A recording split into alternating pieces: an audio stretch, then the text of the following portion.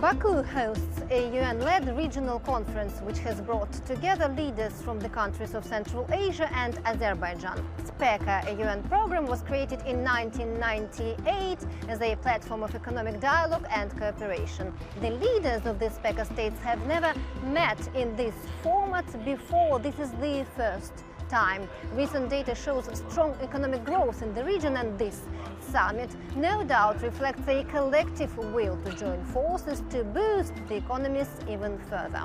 I have had the opportunity to meet with the leaders of Azerbaijan and Kazakhstan on the sidelines of the summit, asking them about strategies of these crucial regional economic players. Hello, Mr. President. Hello.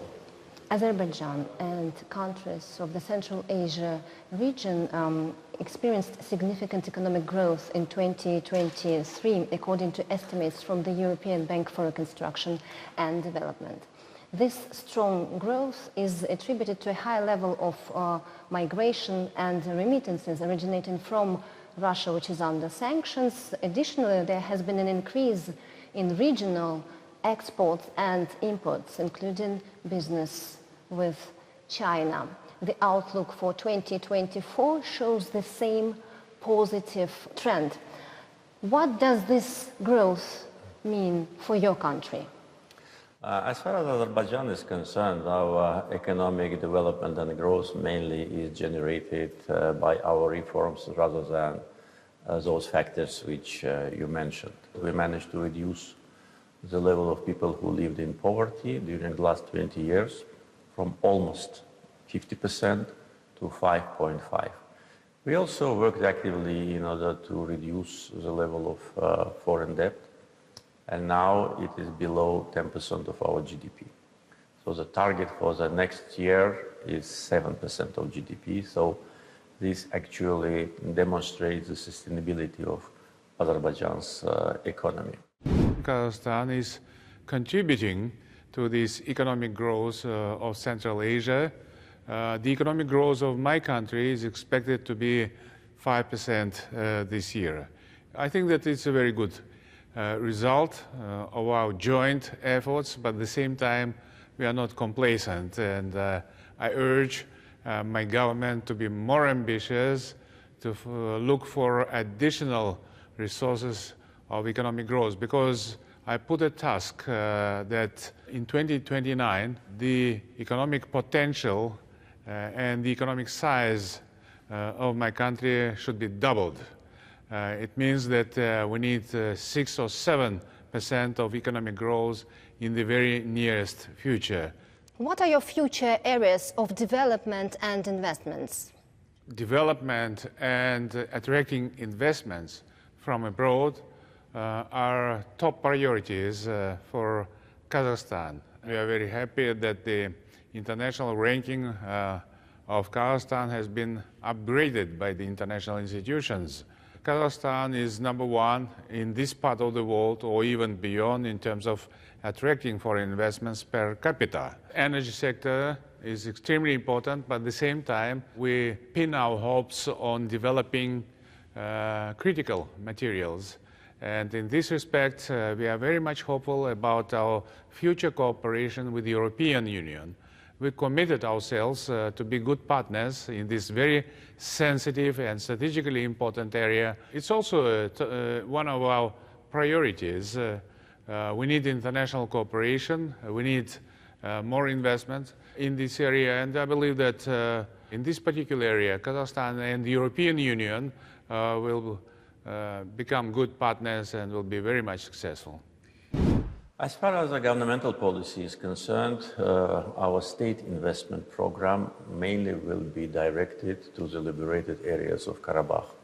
According to our plan, by the end of 2026, we plan to resettle more than 140,000 people. So that will be a main area of the state investment program. With respect to foreign investments, of course, investments in fossil fuel projects will continue because there is a big potential in Azerbaijan with respect to resources and big demand in Europe for Azerbaijani gas, growing demand. But very remarkable development is related to renewable sources of energy. I think this will be the main areas of investments, along with our agenda on digital transformation. Energy supply has been a major topic for Europe over the last 2 years. What is your outlook for your country's energy business? Well, our energy development transformed from oil to gas. At the same time, oil production and export still is an important part of energy security for many countries. But the completion almost 3 years ago, the major gas infrastructure project, Southern Gas Corridor, which is an integrated pipelines system of 3,500 kilometer length, it created opportunity for Azerbaijan to increase the geography of its gas supplies. Today, we export gas to Georgia, Turkey, Greece, Bulgaria, Italy, Romania, and we signed contracts with Hungary, with Serbia, and also Albania will be part of our gas distribution plans. And demand for Azerbaijani gas is growing, and we positively responded to the request from the European Commission to increase the gas supply to European continent with respect to the sanctions on Russia. And this will continue to be an important part of our business. At the same time, I already mentioned the renewable sources of energy. So that will allow Azerbaijan to have a very smooth transition from fossil fuels to renewables, at the same time to provide European consumers with green energy. Energy business is one of major pillars of our economy. Kazakhstan is very rich in terms of energy resources, and there is no need to give up this kind of economic development. And of course, we will put appropriate investments in order to give additional impetus to the energy sector of my country. But at the same time, of course, we are very much positive to making Kazakhstan non-carbon country, and I promise that till the end of 2060, Kazakhstan will be fully decarbonized. Which is quite a challenge, as far as I understand. Yes, it's a challenge. It needs to make a huge change in our mindsets, first of all. But I do acknowledge that it's a general trend in the economic development of the whole world, and Kazakhstan is not going to lag behind of this trend. At the same time, we are very much committed to the protection of the environment. And yes, Kazakhstan still is a country which relies on coal in its energy balance. But I think that in the nearest future, the whole situation will be changing quite positively. And what are your concerns about the risks to your country's economic development? Frankly speaking, I don't see any risks because so far our economic development was very positive. A lot of wealth will be generated from the connectivity projects, South, North, and East-West transportation corridor. We expect tens of millions of cargo, additional, crossing Azerbaijan's territory in different directions. It means employment, it means additional funds, it means geopolitical importance of Azerbaijan. The self-sufficient economy with good political connections with the major international actors and the political stability and unity in the country. So all these factors demonstrate that internal risks we don't have. External, yes, but that will depend on the situation beyond our borders. We have war beyond our borders to the north. We have an unstable situation in Middle East. We have potential tensions in the neighborhood. So that could be a potential risk for Azerbaijan. For that purpose, we need to pay bigger attention or more attention to the protection of our borders. A lot of risks do exist in this very complex world. You are quite aware about some geopolitical upheavals that do exist in this world, but we are very much committed to the international cooperation. Kazakhstan is an open market economy, and we believe that Kazakhstan may serve as a good, reliable partner of many countries. And I think that Kazakhstan plays a very important role in our region, in Central Asia, but even beyond. Business relocation, migration and remittances from Russia are among the reasons for economic growth in Central Asia. How Kazakhstan sees its future relations with Moscow, and what is your strategy on the international arena? Russia is a strategic partner of Kazakhstan. We share the longest on-land border in the world with Russia. And we have traditions of good cooperation that should be kept, or at least should not be rejected. And I believe that despite some upheavals on the international arena, we will be continuously working together. And perhaps you are quite aware about the recent visit of President Putin to Kazakhstan, which came out to be quite successful in terms of giving additional impetus to developing cooperation between both states. We still believe that Russia is a good partner, strategic partner of Kazakhstan. We are members of the same international organizations and structures, and Russia plays a very important role in the current world. Some people argue that it plays a negative role. Some people believe that it plays a positive role. But nevertheless, in general, we should acknowledge that Russia is extremely important and it needs to be cooperated with, and Kazakhstan is doing so. Kazakhstan conducts a diversified international policy. We have excellent relationship with China, with our partners in Central Europe, as well as in Western Europe. And of course, we have relations of strategic partnership with the United States. So it fully conforms the geographical location of Kazakhstan, which is the 9th largest territory in the world. So our policy will be continuously diversified.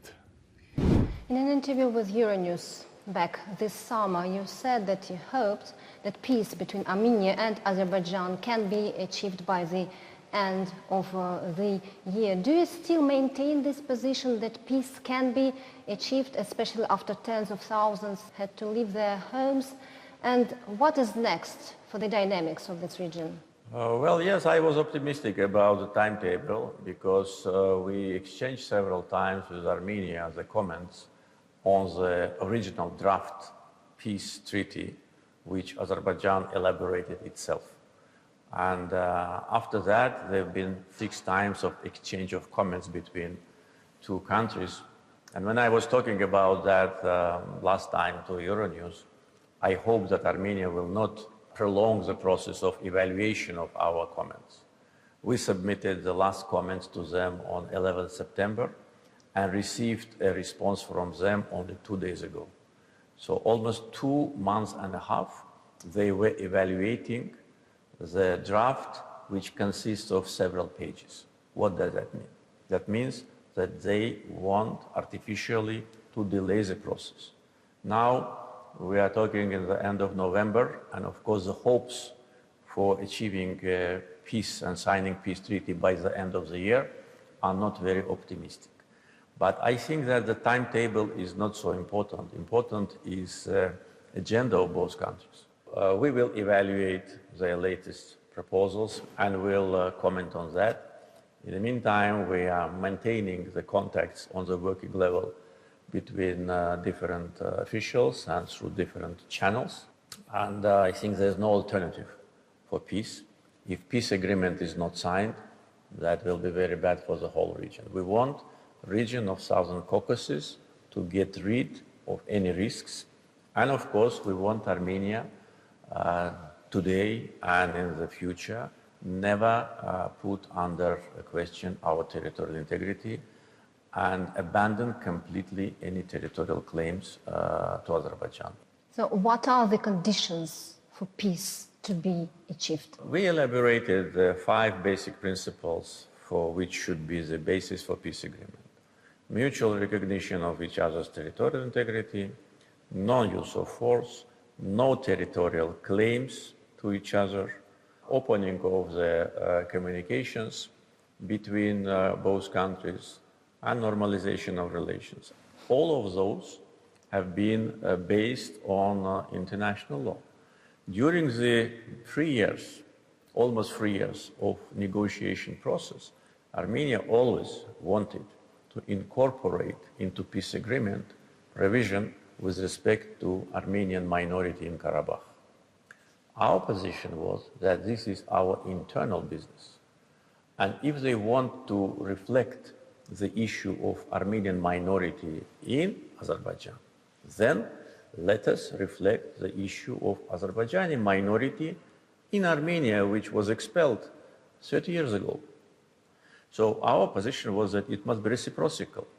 Either we reflect these 2 issues of national minorities, their rights and security, including the right to return, not only Armenians to return to Azerbaijan, but Azerbaijanis to return to Armenia. The fact is just, it must be reciprocal. Or we do not comment in our peace agreement about this issue.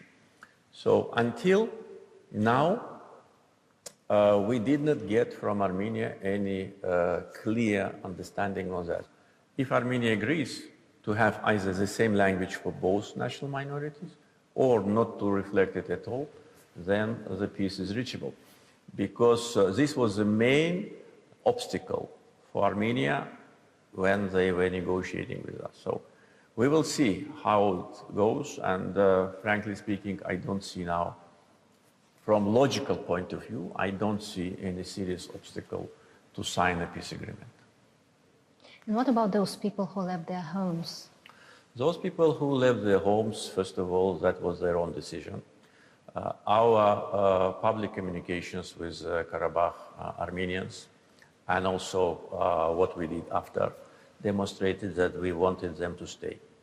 We openly announced that all of those who want to come back, they have their right. Their property is duly protected. All the historical and religious sites are duly protected. In order to come back, they need to comply with certain regulations. They need to apply for Azerbaijani citizenship, because how people can live in Azerbaijan being a citizen of other country, either citizenship or work permit or residence permit. If they want to live in Azerbaijan as citizens of Azerbaijan, of course they can. Azerbaijan is a multi-ethnic country, multi-confessional country. We have many ethnic groups in Azerbaijan. Some of these ethnic groups, the number of these ethnic groups, people who belong to them, is much bigger than Armenian population in Karabakh.